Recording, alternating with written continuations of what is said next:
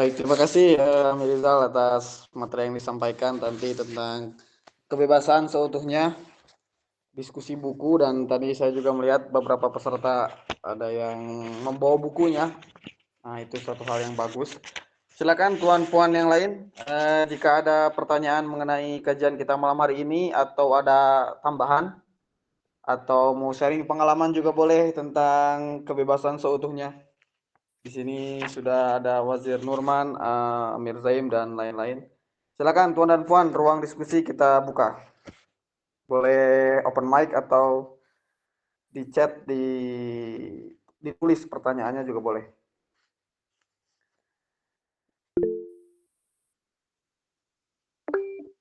Ya, silakan Wazir Nurman Kholis, Mangga.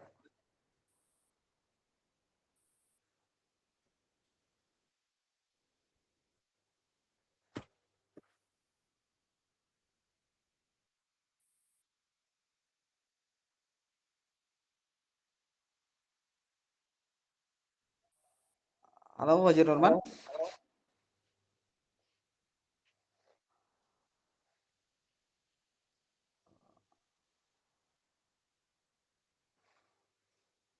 Halo Wazir, tadi nampak acung tangan dan juga sudah terlihat buka mic ya, tapi suaranya tidak terdengar.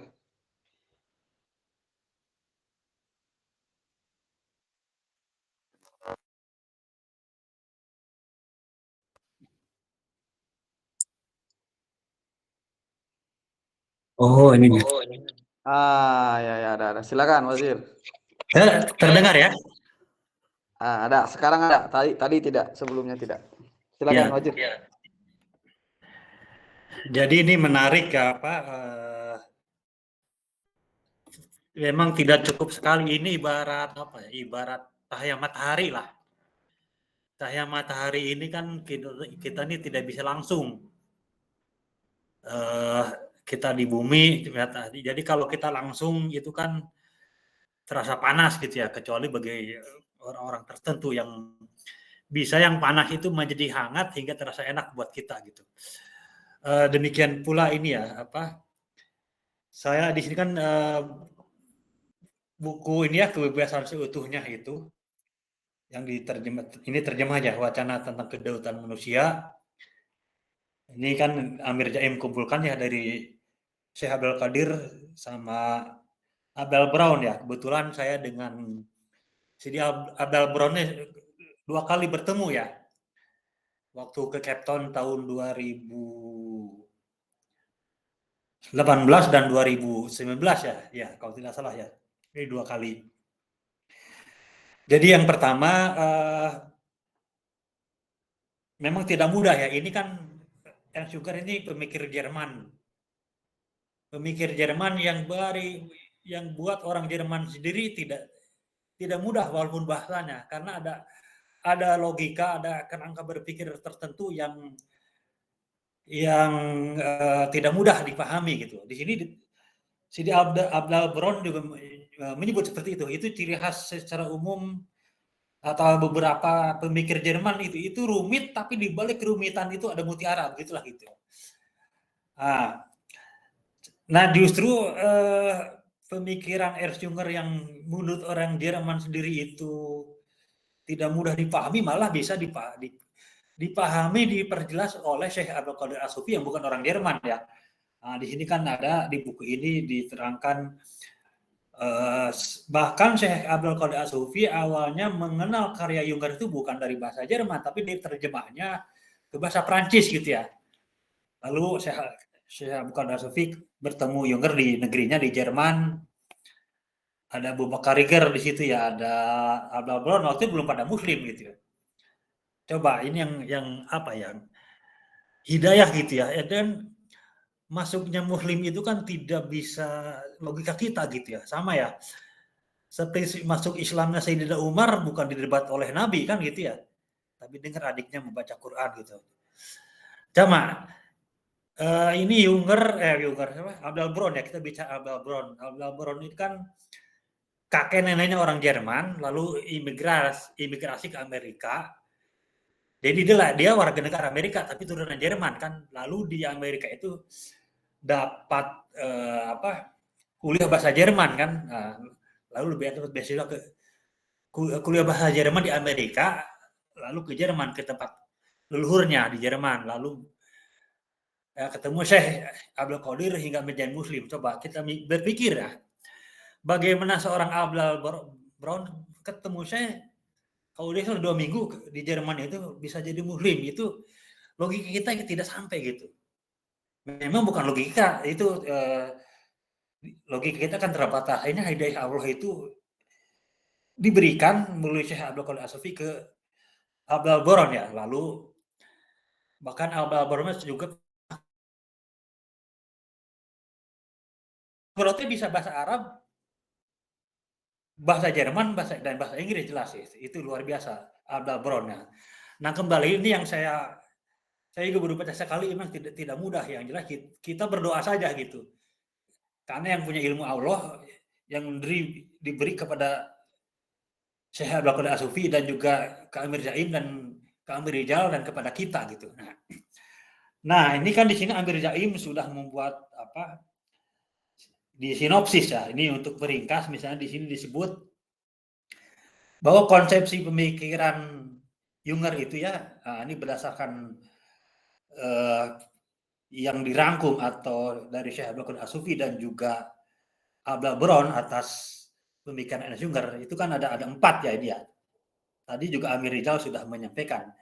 Yang pertama tentang Arbeiter. Ini Arbeiter bahasa Jerman ya. Itu pekerja. Sebagai sebuah gestalt keutuhan sosok manusia modern. Nah, gestalt keutuhan.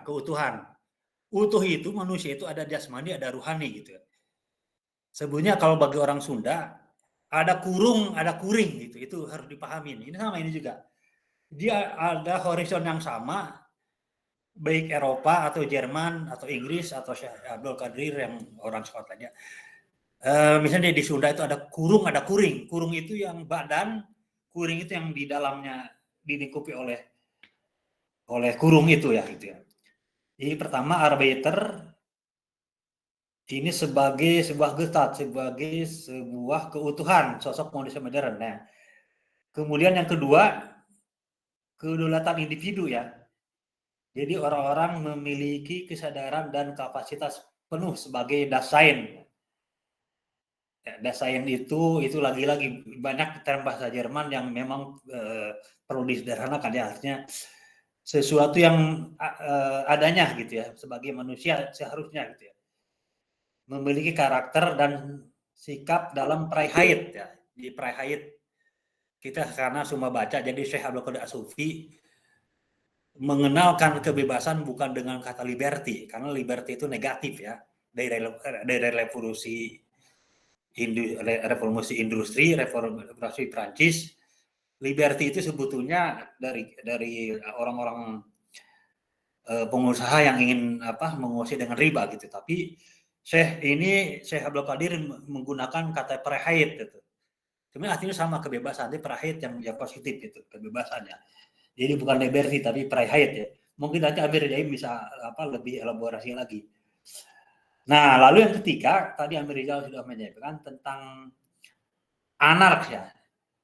Kekuatan batinnya jauh lebih besar. Nah, anark itu kekuatan batinnya yang jauh lebih besar daripada kekuatan lahirnya.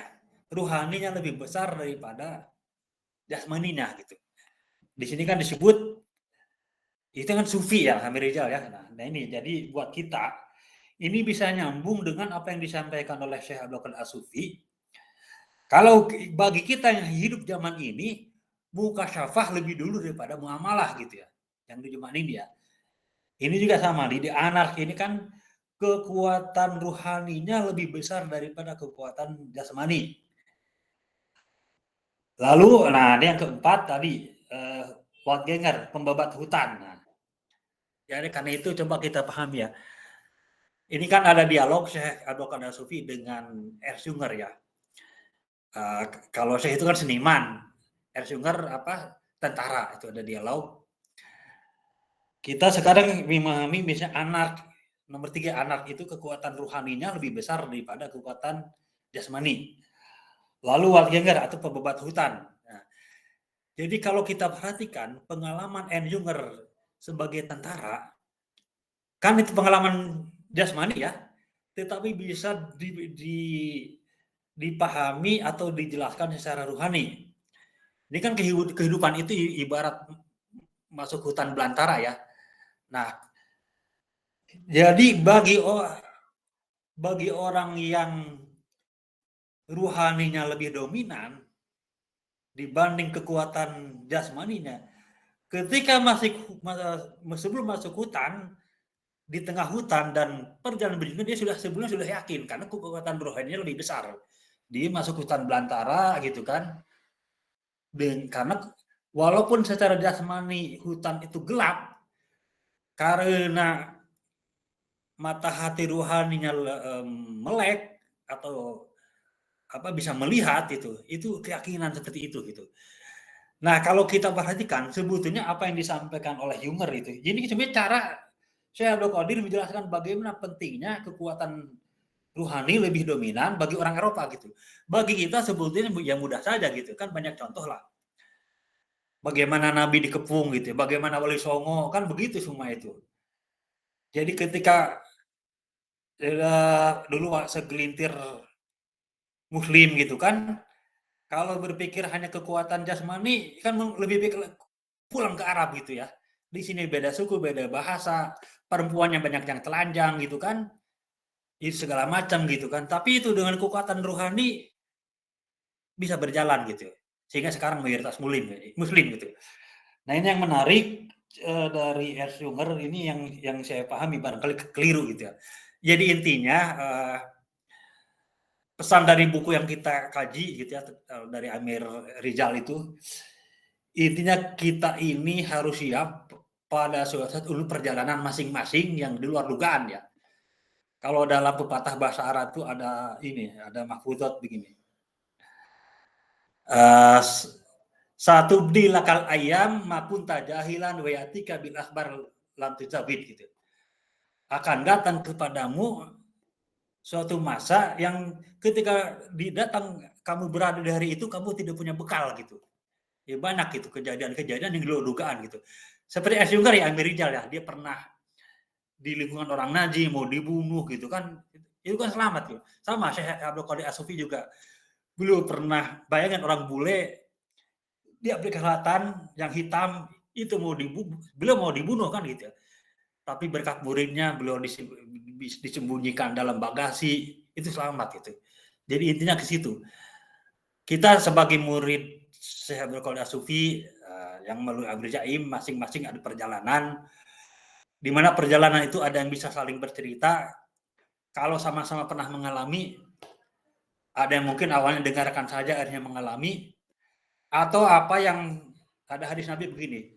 Jadi bisa jadi yang mendengar lebih memahami daripada menyampaikan. Itu bisa jadi seperti itu gitu. Apalagi kita kalau bicara tarekat, misalnya bicara tasawuf, kita ini kan belajar bagaimana bisa bicara karena Allah dan diamnya juga karena Allah gitu ya. Ya, dan juga hari akhir gitu. Ini menarik karena itu jadi dari ini ya, dari pengalaman Erjunger yang dikaji oleh Syekh Abdul Qadir As-Sufi dan Abdul Brown ini, jadi buat saya pribadi gitu ya, belum ada apa-apa gitu ya ujian Erjunger ya. Walaupun beliau kagum ke Islam ya Amir Rizal, tapi tidak sampai Muslim, tetap di Katolik gitu ya. Ini yang dipahami oleh Abdul Baron. Jadi demikian ini Kang Wajid Indra ya, atau Assalamualaikum warahmatullahi wabarakatuh. Oke, waalaikumsalam warahmatullahi wabarakatuh. Baik, Amir Rizal, nanti boleh direspon, tapi sebelumnya ini ada sekaligus saya bacakan pertanyaan dari Wazir Indra di chat tadi. Pertanyaannya, bagaimana cara mengendalikan diri ketika kebebasan itu telah kita rasakan, timbul ego yang tidak menerima masukan? Itu pertanyaan dari Wazir Indra. Dan juga sekaligus bisa merespon tambahan yang disampaikan Wazir Nurman. Silakan Amir Rizal.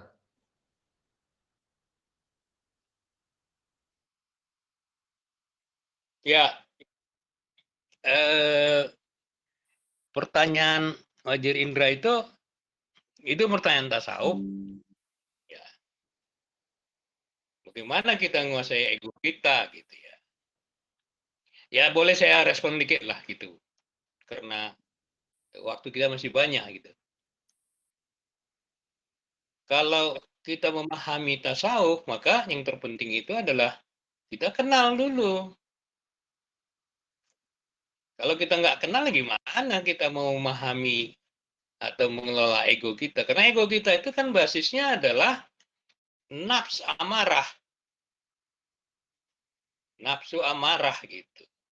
Dan nafsu lawamah. Jadi kalau kita tidak memahami dalam diri kita itu ada nafs amarah dan nafs lawamah, yang di dalamnya itu adalah pengaruh pengaruh setan dan iblis yang ada dalam diri kita. Karena dalam diri kita itu kan memang ada potensi itu.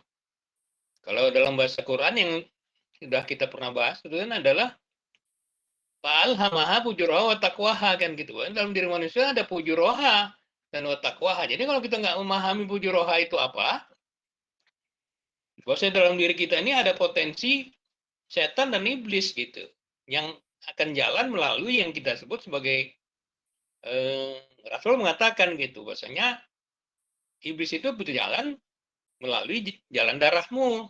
Makanya persempitlah jalan darahmu dengan lapar. Nah, tapi di sisi lain iblis itu juga mengganggu waswisupi sudurin nas, main dalam kalbu. Jadi pengenalan itu yang paling penting. Nah kalau kita mengenal, baru kita mudah memahaminya. Kalau kita nggak mengenal, nggak ada harapan. Nggak ada harapan buat kita untuk menggunakan jalan Tuhan untuk kita tuh terselamatkan dari setan dan iblis itu gitu. It's very simple gitu. Kalau orang udah kenal, udah tahu dia. Ya, misalnya dia kenal, muncul ego, astagfirullahaladzim, la haula wala quwata illa billah, ya Allah, a'udzubillahi minasyaitonirrajim, bismillahirrahmanirrahim, aku berlindung kepada Engkau ya Allah dari ego, dari nafs, dari setan yang membisikkan dalam diriku untuk berbuat jahat. Selesai urusan. Jadi basisnya pengenalan. Tapi itu saya kira terminologi lain lah yang nanti kalian bisa kita diskusikan lebih lanjut gitu. Nah, untuk merespon Fajir Nurman, sebenarnya saya kira nggak ada yang perlu direspon. Sebenarnya cuma saya perlu tambahkan gitu. Bahwasanya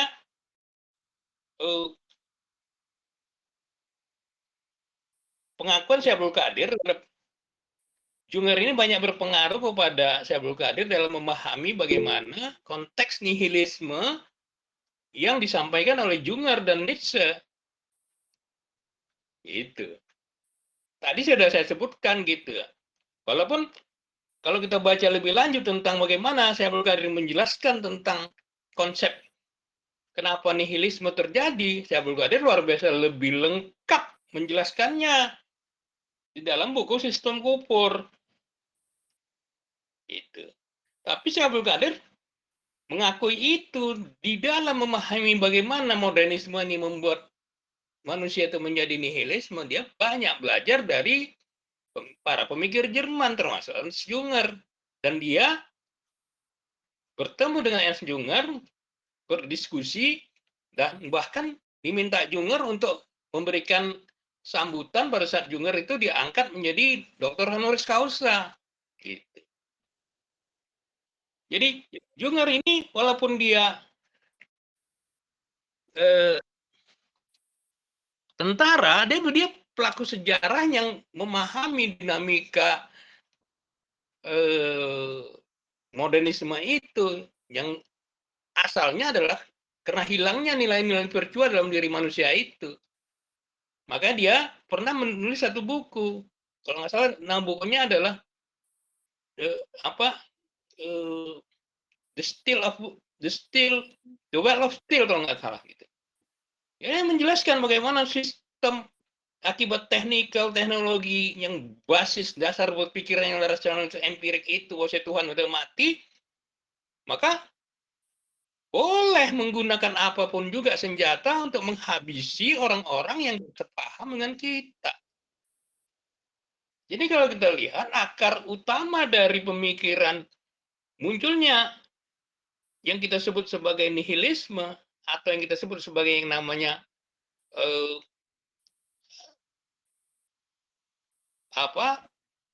orang terpenjara itu adalah karena cara berpikir manusia, karena dia menghilangkan, dia nggak lagi mengenal bahwa dalam dunia ada kalbu, dan dia nggak lagi menggunakan itu.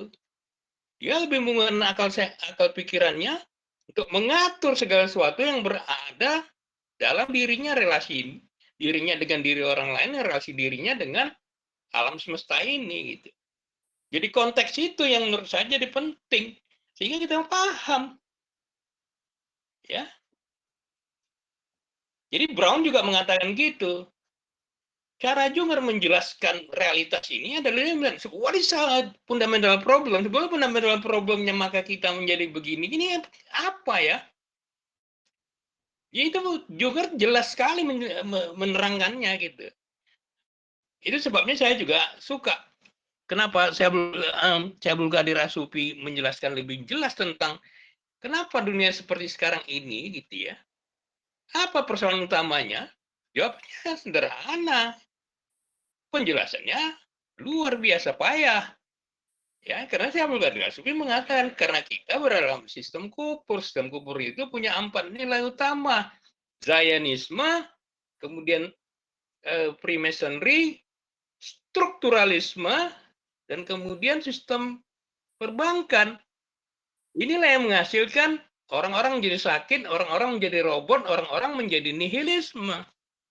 Dan makin lama makin parah. Nah gitu. Dan ini jalan keluarnya. Junger mengatakan melihat lagi ke dalam dirimu, kenal dirimu lebih dalam, karena dalam dirimu itu ada nilai-nilai virtual. Syabul Qadir mengatakan, itulah yang namanya tasawuf. Itulah yang namanya sufi. Ekspresinya gitu sufi.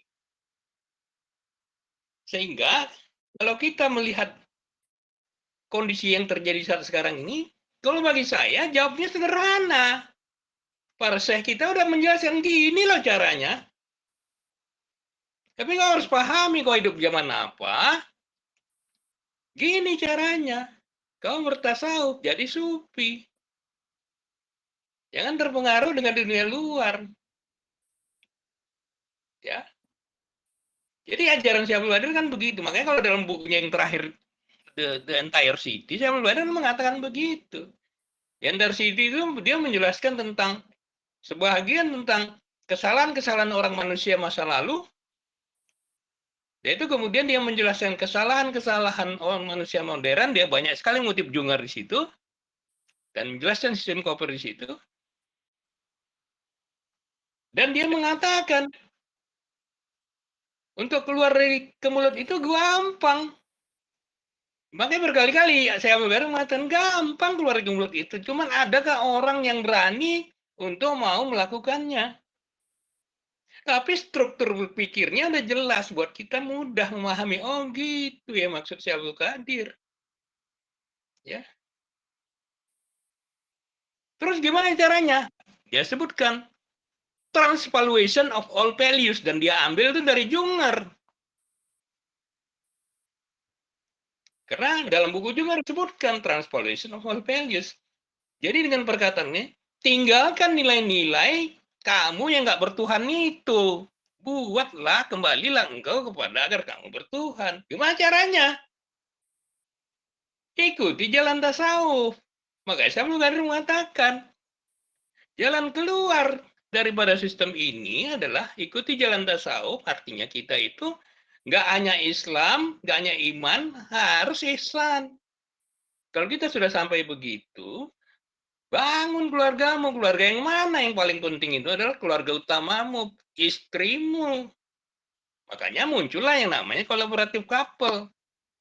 Jadi kalau kita lihat logika berpikirnya itu, Syekh Abdul Qadir banyak dipengaruhi oleh Junger di dalam membahas konteks kondisi keadaan modernisme.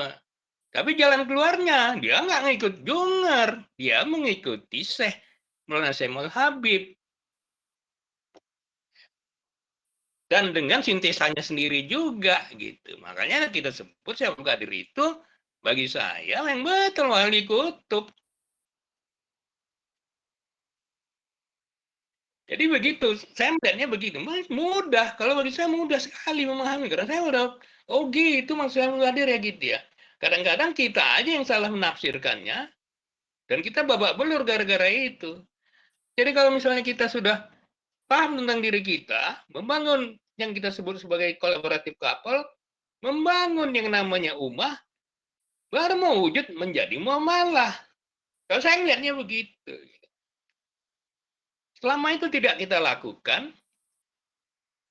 atau saya ngomong pengalaman lah, saya dulu nggak melakukan itu secara total, jadi akibatnya ya gitu. Apa akibatnya? Involutif juga gitu. Jadi itu sebabnya maka saya bersemangat sekali melihat bagaimana, karena Syekh Abdul Qadir sangat banyak terpengaruh oleh pemikiran Junger, pemikiran Nietzsche, dan juga pemikiran Heidegger, dan juga pemikiran Goethe. Wah, itu luar biasa. Satu lagi pemikiran Schiller gitu. Jadi Syekh Abdul Qadir itu banyak sekali dipengaruhi oleh para pemikir Jerman, dan para pemikir utamanya itu adalah Junger salah satunya gitu. Dan itu memudahkan kita untuk memahami kerangka bagaimana kita hidup di zaman modern ini. Kalau tidak, ya jadi worker, jadi arbiter. Dia menawarkan itu. Lu jangan jadi arbiter, lu harus jadi pejuang gitu kan. Lu harus jadi apa namanya itu? Anak, dan lu harus jadi Walganger. Itu jalannya gitu. Makanya Abdul Barbaun itu menjelaskan gitu ya. Kontribusi Junger itu di situ gitu. Dan itu makanya saya bilang, bagi saya secara personal is very important gitu. Itu luar biasa penting gitu. Kenapa? Karena saya mendapat manfaat. Oh, mudah buat saya hidup dalam zaman sekarang ini dengan mengikuti cara berpikiran Junger. Yang lebih tepat sebetulnya cara berpikiran Syekh Abdul Qadir yang pernah berdiskusi dengan Junger gitu. Kalau tidak, babak belur kita. Karena kita nggak tahu solusinya. Padahal solusinya gampang. Ya, gimana gampangnya? Ya balik ke dalam dirimu. Kalau dalam bahasa Syekh Abdul Qadir itu adalah yakin yang telah beralih kepada yang absolut sebagai sumber kebahagiaannya. Apa itu yang telah beralih kepada yang absolut sebagai sumber kebahagiaannya? Nggak ada lain. Nah. Allah Subhanahu wa Ta'ala. Kan gitu.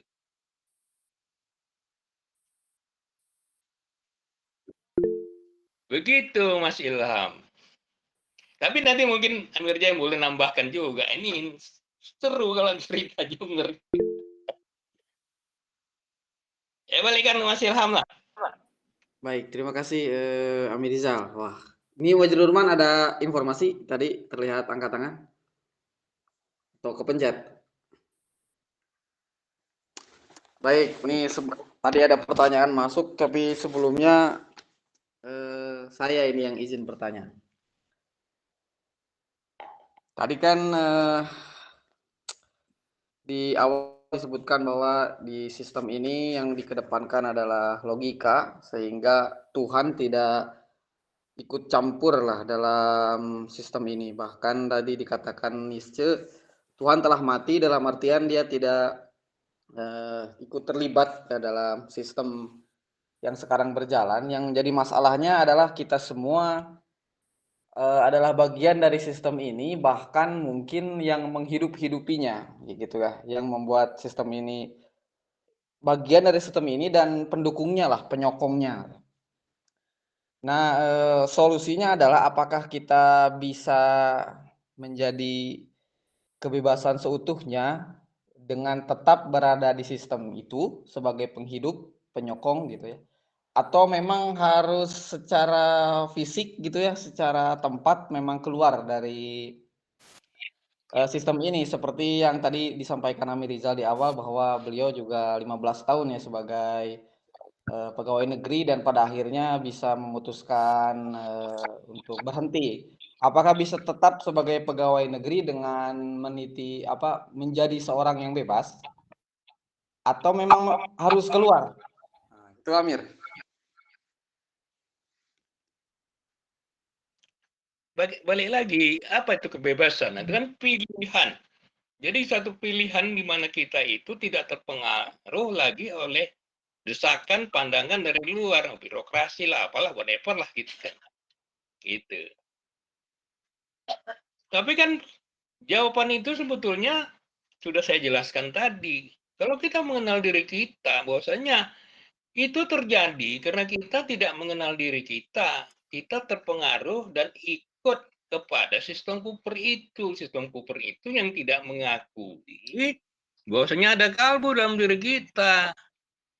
Ada jiwa dalam diri kita yang mengarah kepada jalan menuju Tuhan. Kan gitu masalahnya. Mungkin ketanya apa kita nih mau kita tinggalkan sistem ini? Kan tadi saya udah bilang, apa respon Junger? Dan juga respon Abdul Qadir. Junger bertanya tadi, nanti lihat di halaman 44. Apakah mungkin untuk tetap berada di atas kapal dan menjaga kemerdekaan seseorang? Kan itu pertanyaannya. Hampir sama yang si Ilham sebutkan kan gitu. Ya kan? Dan dia juga menjelaskan di halaman 130 yang mengatakan menyerang sistem yang salah hanya akan merugikan Anda. Kenapa? Tidak perlu melakukan penyerangan, nggak perlu kita lari dari sistem ini. Karena sistemnya akan berakhir dengan sendirinya.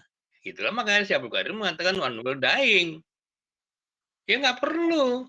Bahkan kita harus paham, kalau kita itu menjadi yang disebut kejungar tadi, benar paham dengan kondisi itu, tapi kita nggak ikut terlarut. Tapi kalau anak Medan bilang, aduh mak berat kali tuh, berat. Gitu. Iya kan? Berat kali yang kayak gitu tuh itu. Tapi balik lagi kalau kita memahami konsep yang disampaikan Junger tadi dengan arbiter, dengan anar dan kemudian Walgenger, atau yang disebut Syaikhul Qadir As-Sufi sebagai tasawuf atau sebagai sufi, nggak ada yang nggak mungkin. Kenapa? Karena kita udah sampai pada kebenaran eksistensial yang membuat sampai pada kebahagiaan kita. Jadi kita nggak lagi terpengaruh dengan dunia luar. Nah, itu yang saya yakini sebagai benar dan itu yang saya coba pelajari dan amalkan gitu.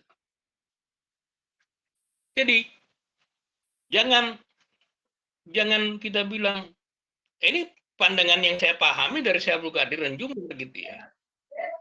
Jadi perkataan lain bisa kita hidup di zaman ini tapi dengan cara yang harus mengikuti ya kalau bahasa tasawuf kan pain nama tualu pasama Allah. Ya kan? Jadi kita balikkan semua kepada Allah gitu. Karena kayak manapun juga adalah kan tidak Syekh Abdul Qadir juga mengatakan kan nggak ada dualisme dalam Islam. Emangnya kita anggap setan itu bukan Tuhan yang buat apa?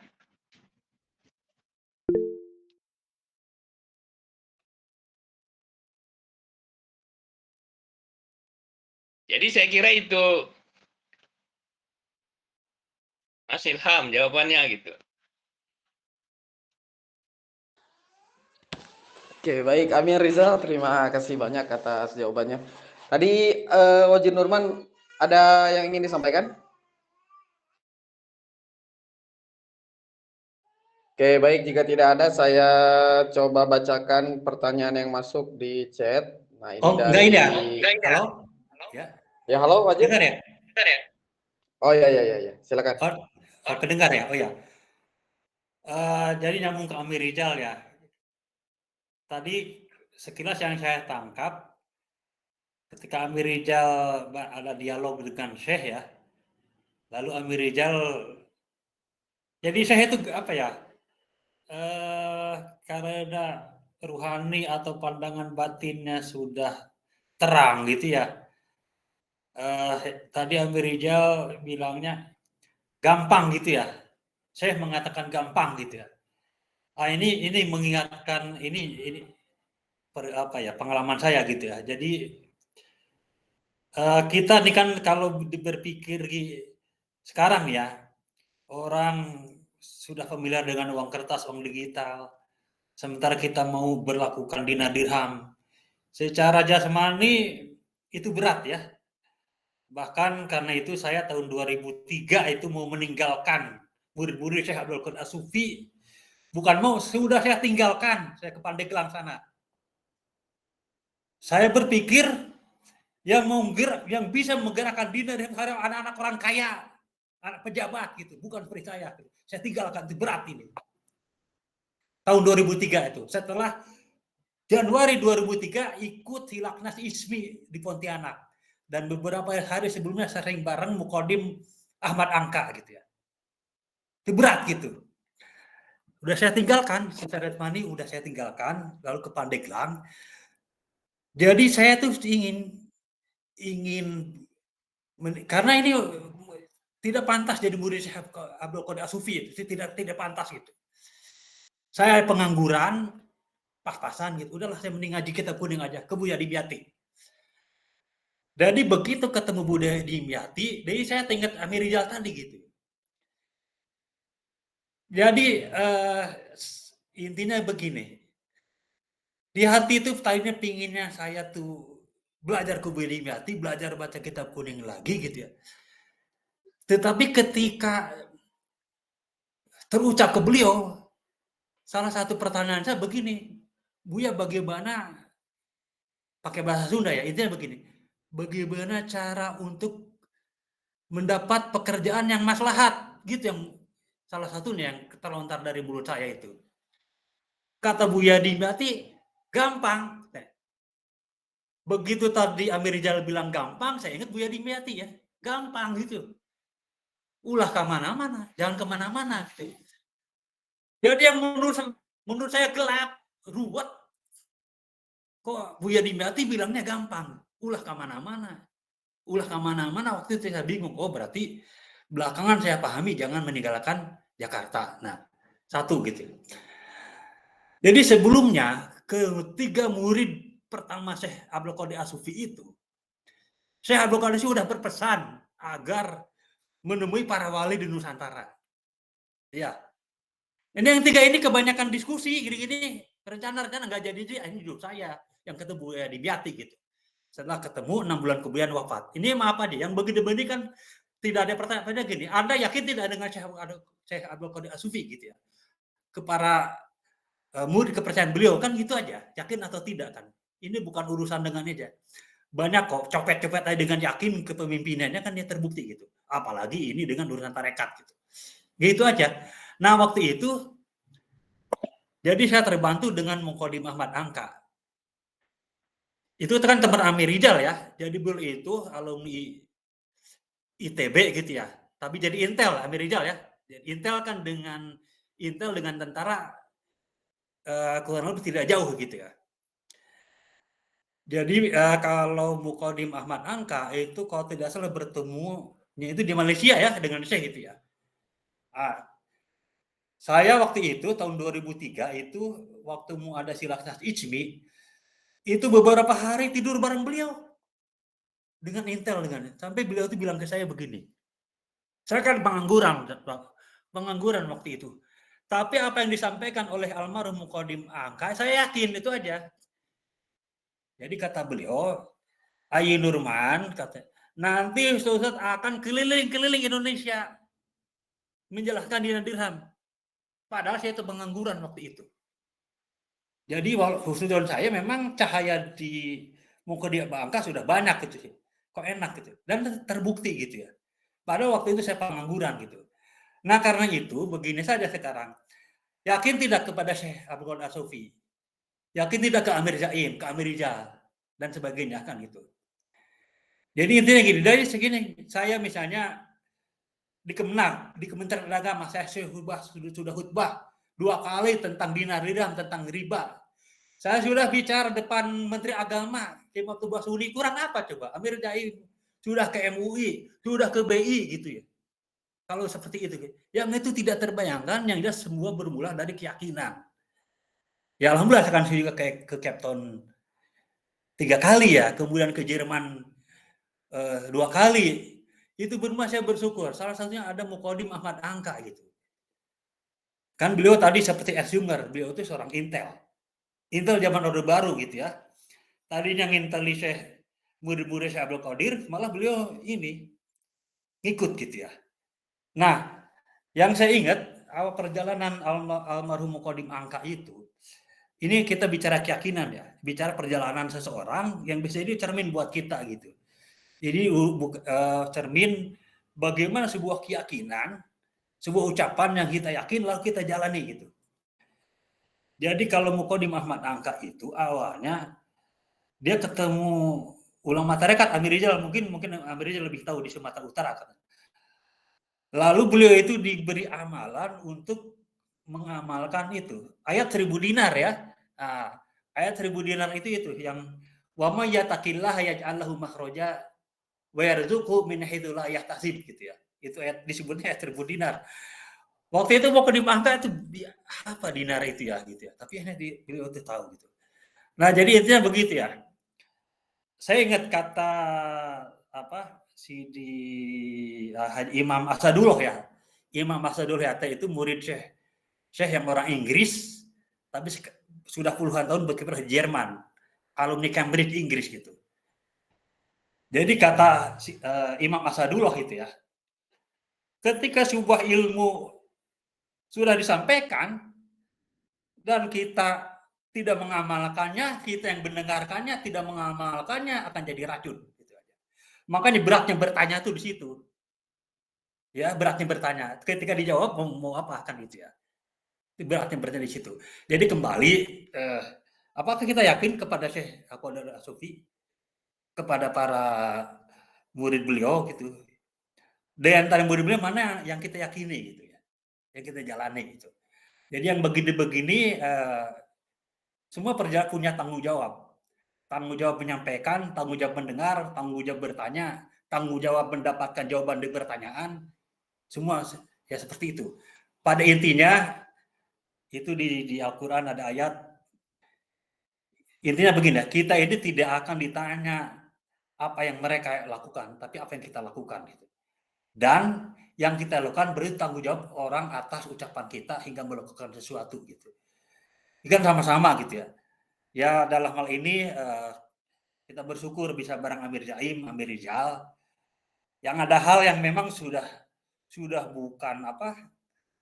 bukan wacana, ya sudah jadi amal yang kadang bisa menjelaskannya hanya kepada orang-orang tertentu yang sudah mengamalkan juga, mengalami juga, baik senang, susah, ancaman, ketakutan, kan itu memang bagian dari ujian gitu ya. Ujian dari Allah itu akan apa istilahnya kekurangan harta dan jiwa. Nah, jadi itu kembali bicara ketika kita yakin apa tidak kepada Syekh Abdul Qadir As-Sufi, kepada murid-murid beliau gitu. Kan macam-macam murid-murid beliau. Tinggal kita milih yang mana yang membuat kita ini memang yang berhasil akhirnya wa'budullaha hatta yatakal yakin gitu ya. Yakin gitu. Padahal yakin itu ujungnya kita sendiri yang menjalani gitu. Demikian ya Amir Rizal ya juga apa. Jadi istilahnya ini perjalanan ini maaf tadi kayaknya ada Bu Agustin ya barangkali ya seperti itu mudah-mudahan ya kita semua sama-sama saling mendoakan. Kita tidak tahu yang terbaik itu yang mana gitu ya. Apa di kampung, di ini apa memang di kita tidak tahu gitu ya. Karena kita kembali Sultan Sodar Ayyubi bisa mengubah membangkitkan Islam itu kan. Belum awalnya di seorang wazir atau sultan saat di Mesir itu kan dikuasai Banu Fatimiyah yang pahamnya Syiah gitu ya. Lalu beliau bisa menjadi panglima hingga Lakso bisa diambil alih kembali tahun 1987. 1187 ya. Baru lepas lagi tahun 1967, 9 abad. Ya seperti itu. Jadi ibarat minum sesuatu, apa mau dilihat saja, apa mau diminum, apa minumnya sedikit, itu masing-masing. Jadi memang perkataan itu membatasi. Ya demikian. Mudah-mudahan kalau ada yang keliru Allah mengampuni apa yang saya sampaikan, atau barangkali nanti mungkin Amir Zaim bisa meluruskan gitu. Juga Amir Rizal ya. Demikian. Assalamualaikum warahmatullahi wabarakatuh. Waalaikumsalam warahmatullahi wabarakatuh. Ya, baik, terima kasih banyak Wazir Nurman atas tambahannya. Mungkin tadi juga, mungkin nanti bisa seperti biasa nanti direspon oleh Amir Rizal. Tapi sebelumnya ada pertanyaan, saya bacakan dulu yang masuk di kolom komentar. Ini dari akun Pak TB ya. Entah ini nama aslinya atau nama akunnya, nanti boleh. Ya, tapi saya panggil saja Pak TB ya, karena nama akunnya begitu. Pertanyaannya, halo, gimana Wazir? Pak Tatang Bukhari mungkin itu. Oh, kurang tahu saya. Mungkin. Nah, ya biar lebih aman saya ini atas nama akun Pak TB ya saja. Pertanyaannya, kenapa saat ini diperlukan Waldgänger? Nah, yang kedua, dalam Dasein, tip dan trik apa yang efektif untuk menjadi Waldgänger? Nanti mungkin jika kurang difahami pertanyaannya, boleh nanti Pak TB-nya memperkenalkan diri dan mengucap ulang pertanyaannya. Mungkin itu Amir Rizal, silakan.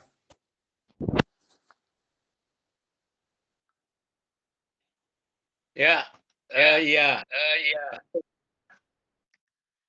Pak TB, Pak Tatang kali ya. Ya udahlah. Ya, kenapa diperkenal Waldgänger? Ya, pertanyaan itu kalau kita lihat ke atas dari awal yang kita sebutkan tadi, kan kita sebutkan bahwasanya saat ini terjadi yang namanya orang berada dalam posisi atau disebutkan menjadi setengah manusia gitu. Nietzsche mengatakan subhuman gitu.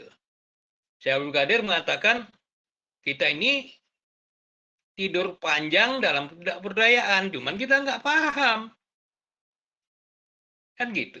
Dan kemudian kita ini sebetulnya sedang berada dalam kondisi yang makin lama makin parah. Itulah yang kita sebut sebagai involutif. Jadi pahami dulu masalahnya. Maka itulah saya sebutkan dari tadi betapa pentingnya kita memahami konteks. Jadi Waldgänger itu nggak muncul tiba-tiba gitu. Konteksnya dilihat kenapa itu muncul.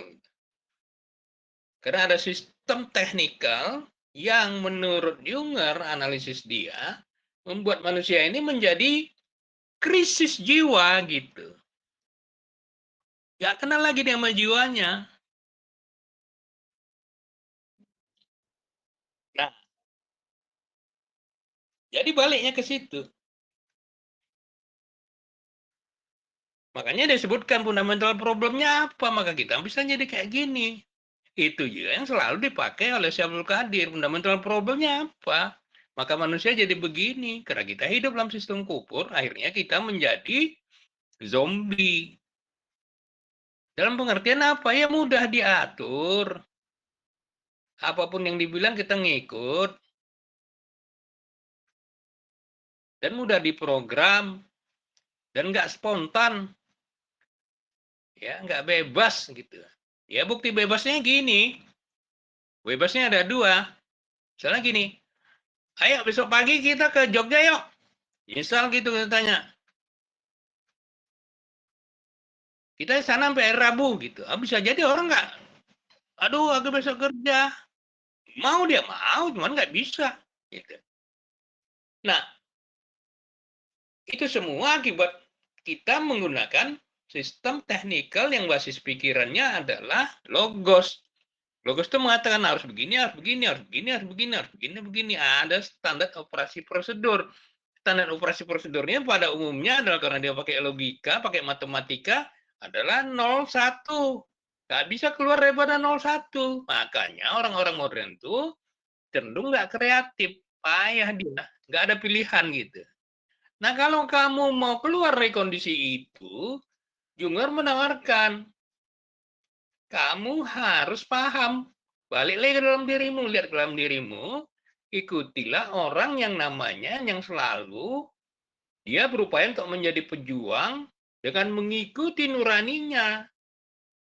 Kalau dia mengikuti nuraninya, maka dia terbebaskan. Kenapa? Karena dia sudah sampai pada kondisi di mana kebahagiaan itu dia dapatkan dari sumber yang berada dari dalam gitu. Itulah namanya Walgenger gitu.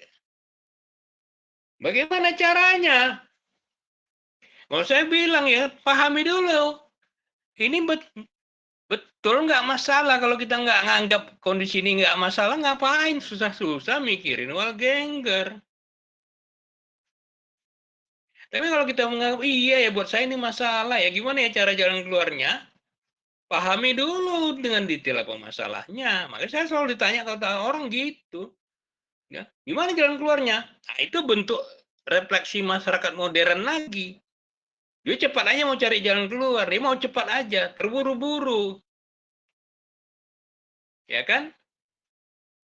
Terpaksa, takut, khawatir, ya sakit, suka pada stres. Jadi itu yang dibilang saya Abdul Qadir gitu ya. Kita suka sih stres gitu.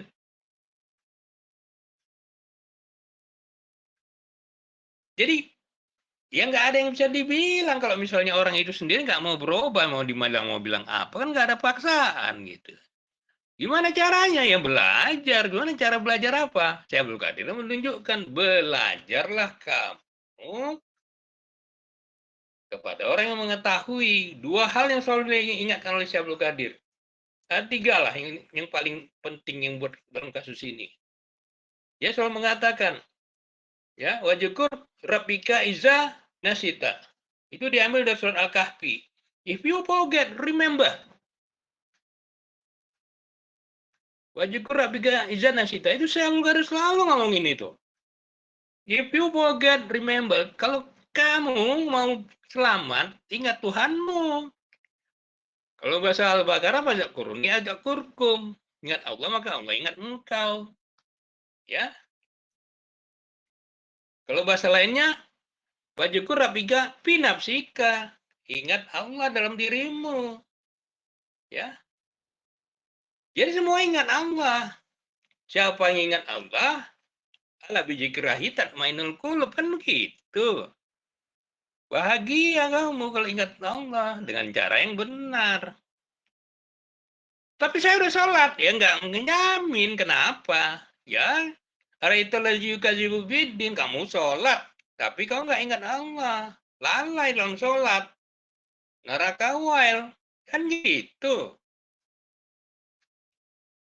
Jadi dengan pengenalan bagaimana menjadi Walgenger? Itu tadi ingat Allah. Gimana jalannya? Belajarlah tasawuf. Belajarlah kepada Syekh Abdul Qadir selalu mengatakan gitu. Makanya kalau kita baca wirid harus dipahami. Mutakidan saikan hayannya kuno arifan billah. Kau harus belajar sama guru yang hidup.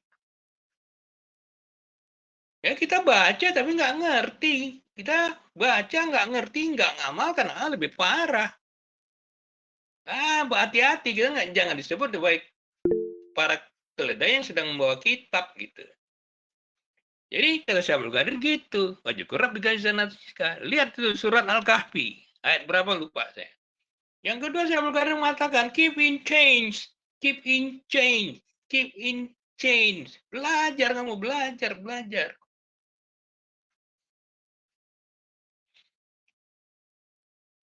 Ya kan? Yang ketiga Syekh Abdul Qadir mengatakan apa? Keep company. Ya, kalau ini kita gabungkan, itulah yang namanya wal asri nal insana la fi yusrin ilal ladzina amanu wa amilus solihati wa tawassaw bil haq wa tawassaw bil sabr. Tapi ingat Syekh Abdul Qadir ini orang Inggris. Dia berupayakan membawa bahasa tasawuf ini ke orang Eropa Barat. Gitu ngelihatnya kan gitu. So it's very clear. Itu makanya saya bilang ini yang bilang itu gampang itu bukan saya, Wajir Nurman, bukan saya mau Kadir mengatakan itu. Gampang katanya. Translation of all values. Saya bisa tunjukkan itu dia banyak dari tulisan. Cuman ada nggak orang yang mau memimpinnya? Makanya ada. Amir James selalu katakan satu orang yang Walgenger, satu orang yang arbiter gitu, satu orang yang anark itu bisa merubah everything gitu. Tapi tentu kita harus pahami juga ya hellajina amanukum anfusakum ahlikum gitu. Peliharakan diri dulu gitu. Ikut yang benar, dengan cara yang benar. Kalau kita cukup dengan cara yang benar, ya bangunlah keluarga yang benar, kolaboratif couple. Ya. Tapi semua kan kita mulai dari kesadaran bahwasanya ini masalah nggak buat Anda, buat kita, buat siapapun. Kalau nggak masalah udah close the story, tutup cerita. Orang Anda anggap nggak masalah. Gitu. La ikraha fiddin, tidak ada paksaan dalam agama. Bahasanya gitu. Jadi Pak TV mau jadi Walgenger nih. Saya kembali ke mana Ilham. Amir. Wah, berarti betul ya Pak Tatang Bukhari itu. Dari suaranya khas. Ya, terima kasih Pak Tatang atas pertanyaannya, juga Amir Rizal atas jawaban yang disampaikan. Baik, silakan Tuan dan Puan, jika masih ada pertanyaan mungkin boleh satu lagi terakhir, jika masih ada. Nah, jika tidak ada, saya izin bacakan. Ini ada, oh ini ada pertanyaan ya. Pak Amrun Zauki. Ya. Terus ini ada tambahan dari Ibu Dina ya. Beliau ini bukan pertanyaan tapi respon dari materi. Beliau bilang, walaupun saya tidak pernah bertemu Syekh Abdul Qadir, tapi saya merasakan bahwa Syekh Abdul Qadir langsung mengenal ajaran Nabi SAW sebagai kebenaran. Karena beliau telah mendapat petunjuk dari sahabat-sahabatnya yang menjadi murid dari sekolah mistik yang menjaga ajaran asli Yesus, Nabi Isa alaihissalam. Artinya ajaran Rasulullah itu sama dan sejalan dengan ajaran Nabi Isa alaihissalam. Karena berasal dari sumber yang sama. Baik Amir, mungkin izin ini pertanyaan terakhir dari Pak Amrun Zauki. Amir, saya masuk ke roomnya di pertengahan, tapi izin bertanya. Selama ini saya sering membaca dan mendengar bahwa kita harus punya spontanitas dalam konteks kebebasan seutuhnya. Spontanitas itu maksudnya bagaimana? Contohnya seperti apa? Itu pertanyaan terakhir dari Pak Amrun Zauki. Mohon direspon Amir Rizal, silakan. Spontanitas. Ya, Pak Amrun, spontanitas. Tadi kan saya bilang, Pak, besok kita ke ke Jogja ya besok. 3 hari sampai Selasa. Ya. Nah, ini saya bayar ini, ada tiket. Di sana nanti kita nginep di tempat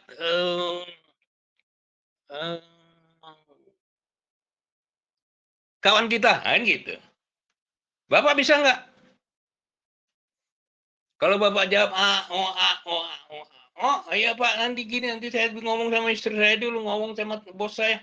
Itu nggak spontan namanya. Kalau spontan, iya Pak, saya bisa. Di mana kita jumpa? Nanti begini ya, begitu ya, gitu. Jadi kalau Socrates, kalau saya nggak salah, disebutkan spontaneity is productivity. Jadi kita itu nggak bisa spontan karena terlalu banyak mikir. Jadi kalau istilah orang sekarang apa ya? Thinking too much gitu. Apa namanya itu? Ya. Hyperthinking, terlalu banyak mikir.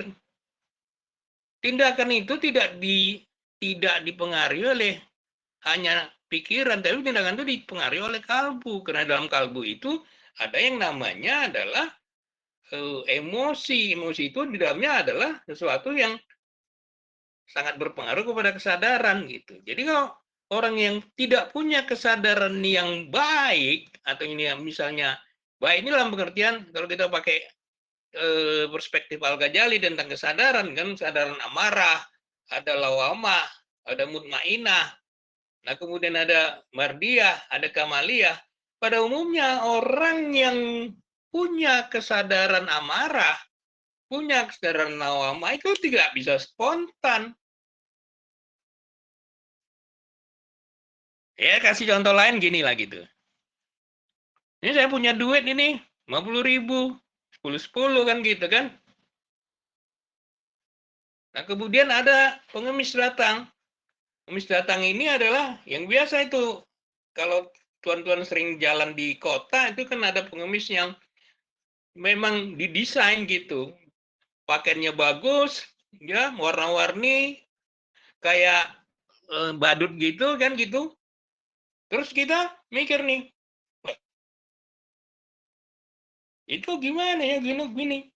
Ah itu banyak itu terorganisir, itu nggak betul, nipu itu. Nah, itu namanya udah nggak spontan. Kalau mau ngasih aja. Orang mau berbuat baik, ngasih ya ngasih. Bismillah gitu. Jadi itu yang saya maksudkan, itu yang saya kira dengan spontanitas itu gitu. Jadi dan spontanitas itu bagi saya adalah ada relasinya dengan kesadaran. Kalau orang itu kesadarannya amarah atau lawamah, payah banget spontan. Payah. Itulah sebabnya bagi saya spontanity itu ada relasinya dengan kesadaran. Kesadaran utama itu adalah kesadaran yang yang ada relasinya dengan kalbu. Itu maka sebab orang modern susah banget spontan. Kenapa? Dia nggak mengenal itu, nggak mengenal kalbu dia. Dia lebih pakai ini ya, logosnya gitu. Jadi apa logos itu harus dihilangkan? Ya enggak. Tapi kalau kita pakai lagi perspektif Al-Ghazali ya, logos itu adalah penting. Tapi dia nggak boleh jadi raja. Yang jadi raja itu kalbu. Yang raja itu nur. Yang raja itu adalah samina wa ta'na. Karena nur yang bisa mengicut samina wa ta'na. Bukan kalbu. Ya, bukan logos, bukan akal. Akal itu harus jadi perdana menteri. Dia harus tunduk pada kalbu. Saat ini karena kalbu nggak ada, orang pakai logos semua. Kalau semua logos itu tergantung narasinya, tergantung datanya. Segala sesuatu yang kaitannya dengan data, maka itu akan baik buat dia. Maka muncullah yang disebutkan aku menang, kau salah. Jadi logos itu ada kecenderungan mempunyai jejak-jejak iblis di dalam dirinya. Kenapa? Karena dia selalu mengatakan begitu. Menurut dataku aku benar. Kau salah. Gitu. Kenapa saya bilang itu ada jejak iblisnya? Karena memang pada saat Allah mengatakan kepada Adam gitu ya, kepada malaikat, tunduklah kamu patuh kepada Adam. Seorang malaikat utama, Azazil mengatakan, ya aku nggak mau tunduk, aku kan lebih baik dari dia. Aku ini kan dari api, dia kan dari tanah. Ablasa kamu, kata Tuhan. Jadi hati-hati gitu. Makanya saya mengatakan ada jejak-jejak iblis, ada jejak-jejak setan dalam diri kita. Masalahnya kita nggak ketahui, karena kita selalu memakai akal. Akal itu sumber dekat sekali kepada setan dan iblis kalau dia tidak berada di dalam pengaruh atau di dalam kontrol kalbu gitu. Dan konsekuensinya ya hilanglah spontanitas itu. Gimana mau spontan, marah yang ada Pak. Begitu Pak Amrun.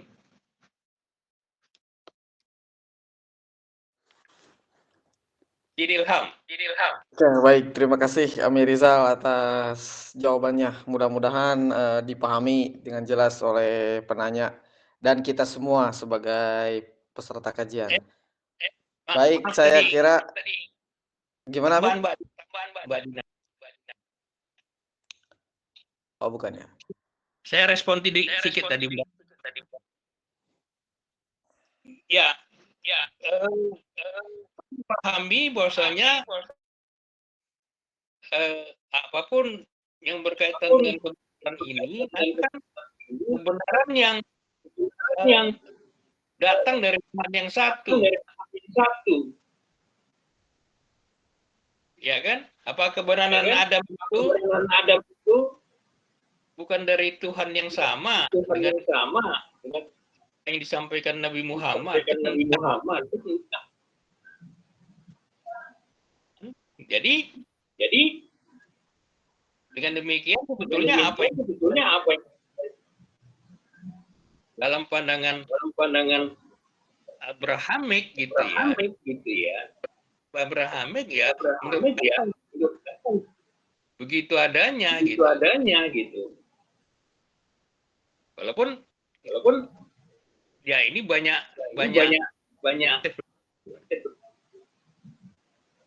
saya kira itu respon singkat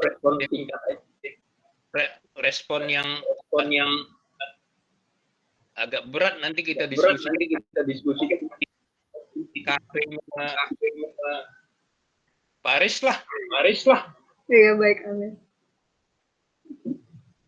Terima kasih atas paparannya. Sebenarnya saya menunggu ini apa ya, pembahasan lebih dalam mengenai buku ini, dan ternyata Amir Rizal sudah menjadwalkannya malam ini, jadi saya mengikuti dari awal tadi. Saya termasuk yang berbahagia sudah bisa kenal sama Amir Zaim, Amir Rizal, jadi sudah lebih tercerahkan dari sebelumnya gitu aja. Terima kasih. Mungkin diskusi lebih dalam nanti kita lanjut lagi ya. Sampai Paris ya. Insya Allah. Ya, siap. Oke. Ya, kan ke Sidikam. Ya. Oke, baik. Terima kasih Ibu Dina, Amir Rizal. Mungkin pekan depan Ibu Dina ini pematerinya. Nah, Bu Dina sebagai narasumber pekan depan. Baik, kita sudah bersama hampir 2 jam ini sebelum nanti Amir Rizal memberikan closing statement atau kesimpulan akhir dari materi kita. Mungkin lebih bijak kita dengarkan bersama-sama tambahan materi atau pencerahan tambahan dari Amir Zaim Saidi.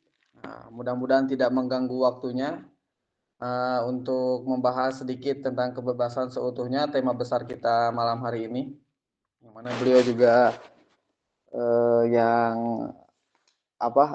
pengantar di dalam buku Kebebasan Seutuhnya.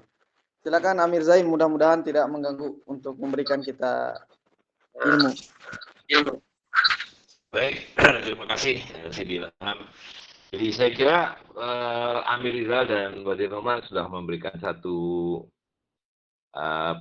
pembahasan yang sangat baik lah ya untuk buku ini, walaupun memang ini nggak bisa sekali ya, jadi kita harus ulang lagi nanti, mungkin akan ada sudut pandang baru, ada pencerahan baru yang semakin memperkuat pemahaman kita gitu. Jadi tadi juga terkait dengan pertanyaan dari Pak Tatang dan Pak Amrun itu ya, apa sih spontanitas itu, bagaimana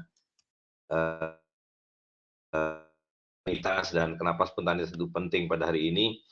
Tadi sudah secara runut Amir Rizal memaparkan ya bagaimana diagnosis ya semua sumbernya yang kita dapatkan dari Syaikhul Qadir ya, yang mengacu pada Nietzsche, pada Goethe dan sebagainya, bahwa manusia zaman sekarang ini sudah bukan manusia lagi, adalah subhuman. Kalau dalam bahasa Al-Quran itu bahkan lebih buruk dari kawanan ternak, ya, karena sistem demokrasinya, dengan sistem kufurnya, dengan sistem finansial ribawinya dan sebagainya. Nah, jadi justru karena kondisi manusia yang sudah demikian itu, yang sudah hanya tinggal separuh manusia, yang fisik saja, maka ada satu fakultas dalam tubuh manusia yang harus dihidupkan, yaitu tadi yang sudah disebut sebagai kolbu tadi. Gitu. Nah, jadi untuk untuk itu maka manusia harus kembali kepada sumbernya, pada dirinya dan akan sampai kepada sumbernya.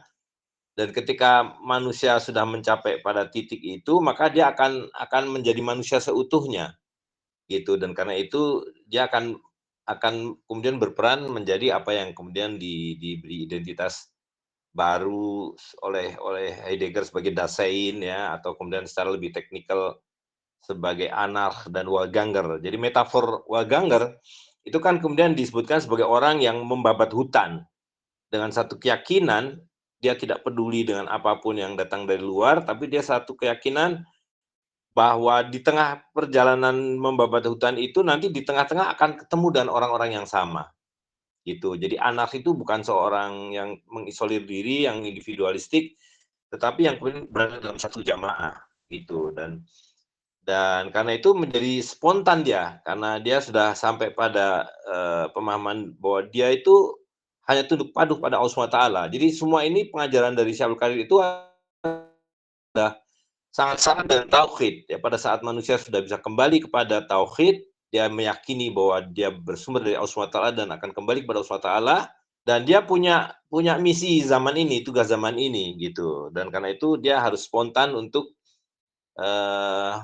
tadi Amir Rizal memberikan contoh ya, bagaimana spontanitas itu bekerja melalui kolbu gitu ya. Contoh lain yang sering kita dapatkan itu misalnya orang yang melihat kebakaran ya. Orang yang melihat kebakaran akan ada orang yang cuma teriak-teriak kebakaran, kebakaran, kebakaran gitu. Nah, itu artinya dia satu tidak mengerti bahwa itu kebakaran, dan yang kedua dia sama sekali bukan manusia gitu. Nah, orang yang spontan adalah dia tidak perlu berteriak kebakaran-kebakaran, dia akan ambil ember, ambil air, ya siram kebakaran itu. Dan kalau dia lakukan kemudian ditiru oleh begitu banyak orang yang sama spontanitasnya, maka kebakaran itu akan terpadamkan. Gitu ya. Nah, zaman ini kita menyaksikan problem yang di depan mata, tadi yang Amir Rizal bilang bahwa sangat mudah kita mengatasinya karena di depan mata bagaimana sistem riba merajalela, bagaimana uang kertas merajalela, tapi semua orang terdiam. Tidak ada satupun yang secara spontan kemudian bergerak. Gitu ya. Nah, kita kalau melihat dari perspektif apa yang diajarkan oleh Syekh Abdul Qadir, maka seorang muslim yang melihat keadaan hari ini dan tidak berbuat apa-apa, dia sudah mati. Dia mati, nggak ada gunanya di dunia ini. Gitu ya. Seorang muslim yang tidak spontan kemudian ikut bekerja untuk mengatasi riba, dengan tentu berbagai, kita bicara kemudian teknikalitisnya ya kan, muamalah, mengerjakan dinar dirham, mengajak orang berjual beli dengan dinar dirham, setiap hari kita berusaha menukarkan rupiah dalam dinar dirham dan seterusnya. Artinya bertindak gitu. Menjadi walganger itu tadi ya kan. Nah, jadi kita bisa memahami bahwa dalam bahasa tasawuf, dalam bahasa kita, itulah muhsinin. Orang yang mengerti bahwa dia disaksikan, dia bukan observer, dia bukan sesuatu yang dia punya judgment, bukan menyaksikan, bukan mengamati, tapi dia yang diamati dan dijudge oleh Allah SWT. Dan karena itu dia harus bergerak secara spontan untuk mengatasi problem hari ini, yaitu merajalelanya riba, kezaliman yang luar biasa, ya kan, perbudakan melalui sistem hutang piutang dan sebagainya. Nah, itulah muhsinin. Gitu. Jadi menjadi muslim saja tidak cukup. Menjadi mutakin saja tidak cukup. Tapi Anda harus menjadi seorang walganger, yaitu muhsinin. Orang yang bergerak, yang hidup, yang kolbunya itu melebihi dari nalarnya. Jadi kita harus secara clear menggunakan istilah nalar ya. Karena kolbu itu akal. Akal itu ada pada kolbu. Nah, fakultas yang menggerakkan manusia secara spiritual itu adalah akal, itu ya pada kolbu gitu. Jadi akal itu adalah fakultas kognitif dari kolbu. Nah, itulah yang tadi sudah disebut berkali-kali oleh Amir Rizal, itu yang dibunuh di dalam sistem modern. Dan karena itu kita harus menghidupkan. Tadi Amir Rizal mengatakan keep company, ya kan, berkumpul, saling mengingatkan pada Allah SWT, mengagungkan asma Allah SWT, berzikir, bersolawat, ya, di malam hari kita berkumpul, mengagungkan Allah SWT, di siang hari kita berjuang, menjadi anak, menjadi walganger, untuk menegakkan yang hak, menghadirkan yang hak, sehingga yang batil bisa musnah. Ya, kita 25 tahun belum bergerak apa-apa, belum mencapai apa-apa, belum sampai kemana-mana. Jadi ini yang harus terus kita perbarui, kita kita aktifkan agar kita semua bisa menjadi muhsinin dan di hadapan Allah SWT nanti kita bisa pertanggungjawabkan kenapa kita hidup di dunia ini. Ya, kalau kita tidak berbuat apa-apa, hanya makan tidur, cari nafkah, itu sudah mati. Itu sudah mati kita sebenarnya. Gitu. Saya kira itu mungkin Amir Rizal, Wazir Nurman, dan para hadirin sekalian untuk tambahan observasi kita, pengajaran dari apa yang kita dapatkan dari buku yang kecil ini, tapi sangat penting bagi kita semua. Terima kasih. Oke, baik. Terima kasih banyak Amir Zaim atas pencerahan dan tambahannya. Semoga kita bisa memahami dan lebih bagus menjalankan apa-apa yang sudah disampaikan oleh Amir Zaim. Baik, Tuan dan Puan semuanya, kita sudah berada di akhir pertemuan. Maka kita dengarkan bersama-sama closing statement atau kesimpulan dari Amir Rizal Muiz tentang kebebasan diskusi buku, kebebasan seutuhnya, perspektif pengalaman personal. Baik, kepada Amir Rizal, persilakan. Silakan. Ya, saya kira ide atau gerakan kita untuk terus belajar itu yang paling penting kita pertahankan. Tapi yang terpenting dari itu semua adalah bagaimana kita mencoba mengamalkannya secara bersama. Jadi idenya kan begitu. Dan mudah-mudahan Allah ridho. Karena pada hakikatnya kita carikan keridhaan Tuhan. Ya. Jadi belajar itu, nah ini Syekh Abdul Qadir selalu mengingatkan itu ya. Dia sebutkan gini, maksudnya salah satu ciri yang Allah cintai itu, orang-orang yang Allah cintai itu adalah bertaubat dan memperbaiki diri. Ini diambil dari surah Al-Baqarah. Jadi, oleh karena itu bertaubatlah kita, memperbaiki diri. Maksudnya, orang selalu tidak beranggapan dia itu bermasalah, gitu. Karena dia tidak mencoba melihatnya dari banyak perspektif. Itulah pentingnya kita belajar, gitu. Jadi, kalau kita ingin menjadi orang-orang yang muhsinin, maka kita harus pahami indikatornya apa. Salah satu indikatornya adalah bertobat, kata Quran, bertobat memperbaiki diri. Ya kata Rasul, bertobatlah engkau 70 kali satu hari, kan gitu. Nah, kalau kita udah begitu, mulailah kita memahami lebih dalam tentang diri kita, dan kemudian bagaimana kita berujung kepada amal ma'ruf, nahi mungkar, gitu. Saya kira terima kasih atas partisipasinya, dan saya senang aja gitu ya, berbahagia bertemu dengan tuan-tuan sekalian, puan sekalian. Assalamualaikum warahmatullahi wabarakatuh. Waalaikumsalam warahmatullahi wabarakatuh. Sekali lagi saya ucapkan terima kasih kepada Amir Rizal yang sudah membersamai kita lebih dari 2 jam. Terima kasih juga Tuan dan Puan semua yang sudah hadir sejak awal sampai akhir. Semoga ada hikmah dan manfaatnya. Baik, pekan depan kita akan bertemu dengan kajian umum amalah dengan pemateri Ibu Dina ya. Ibu Dina Wulandari ST nanti di jam yang sama, di malam yang sama. Baik, mungkin itu saja yang dapat saya sampaikan. Semoga ada hikmah dan manfaatnya. Sebelum kita tutup, kita baca surat Al-Fatihah. Sirwa barokati Al-Fatihah. Alhamdulillahirrahmanirrahim. Rahmanirrahim. Maliki yaumiddin. Iyyaka na'budu wa iyyaka nasta'in. Shiratal ladzina an'amta 'alaihim. Subhana rabbika rabbil izzati amma yasifun. Wassalamun alal mursalin. Walhamdulillahi rabbil alamin. Billahi fisabilil haq fastabiqul khairat. Wassalamualaikum warahmatullahi wabarakatuh.